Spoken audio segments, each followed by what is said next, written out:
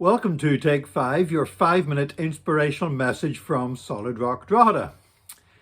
In 1914, the First World War began. And for most of the participants in the war and the people back home, they thought it wasn't going to be a very long war. There was talk on all sides about the war being over by Christmas. In fact, the war would continue for 4 years. But during that first summer of the war and heading into the autumn and winter of 1914, it very nearly was over by Christmas. The Battle of the Marn was crucial. The Germans had numerical superiority. They were better armed and better equipped. They were advancing rapidly across France. The French were trying to hold them back, helped by a small British force, because at that time, huge numbers of soldiers had not made their way across the English Channel to the continent. And so everything seemed stacked in favour for the Germans to win a decisive victory. If they'd won that victory, they would have advanced onto Paris, and they would probably have won the war by Christmas. But what happened was that even though they were numerically outnumbered their enemy, even though they were better equipped, they had advanced so rapidly that they had overextended their supply lines, and they did not have the necessary munitions, ammunition and food and everything else coming through to be able to support them continuing pushing forward. This created a bit of confusion. And eventually, for very sound tactical reasons, some of the German generals had reached reluctantly the conclusion that they would have to draw back instead of pushing forward. Now, to a lot of the German soldiers on the ground at the time, this didn't make sense. They didn't see the whole picture. All they could see was that where they were winning. They were killing more of the French than they were getting killed. They had numerical superiority. They had better equipment. They thought, this is crazy. We're here. These people are for the taking. And yet, all of a sudden, we're withdrawing and retreating.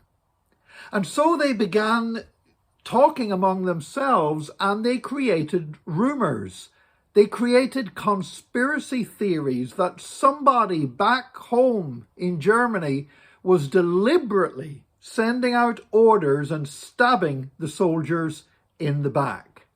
As these conspiracy theories were repeated from one soldier to another, they figured out who they were going to blame. And it was a group of people who had been blamed in Europe every time something went wrong, every time crops failed, every time there was severe bad weather, any time there was an epidemic or a pandemic, people used to blame the Jews. And so the conspiracy theories among those German soldiers reached the point where they said, the Jews have stabbed us in the back.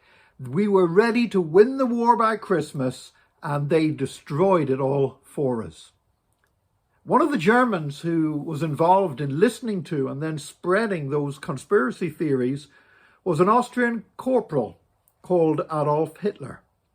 After the war, he nursed that grievance against the Jews who he believed had stabbed Germany in the back and stopped them winning the Great War.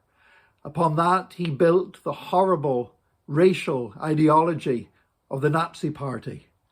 On the back of that took place the Holocaust, took place the slaughter of 6 million Jews, as well as millions of political opponents and Roma gypsies and Christians and other groups as well. So many people lost their lives because people who didn't see the full picture couldn't understand what was happening, and so they jumped to a conspiracy theory. Conspiracy theories are still popular today. There are still people today who would ignore and disbelieve what the best scientists in the world might say and instead believe what some random person on Facebook posted. And as conspiracy theories spread and are readily accepted, they still have great power to harm. They still have great power to create division.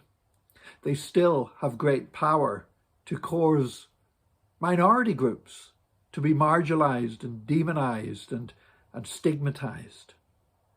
Thank God that we as Christians have a sure and a certain truth that we are to hold on to. And that is no conspiracy theory, but that is the gospel of Jesus Christ. That is a truth that based on historical events that we know happened, based on the death and resurrection of Jesus Christ, and based on his command for us to spread the gospel to all nations. You know, it's important that we as Christians don't get sucked into rumor mongering, that we don't get sucked into conspiracy theories, but instead we keep declaring the truth of Jesus Christ, and we move on in hope and faith, and we refuse to view other people as our enemies, and we refuse to hate other people.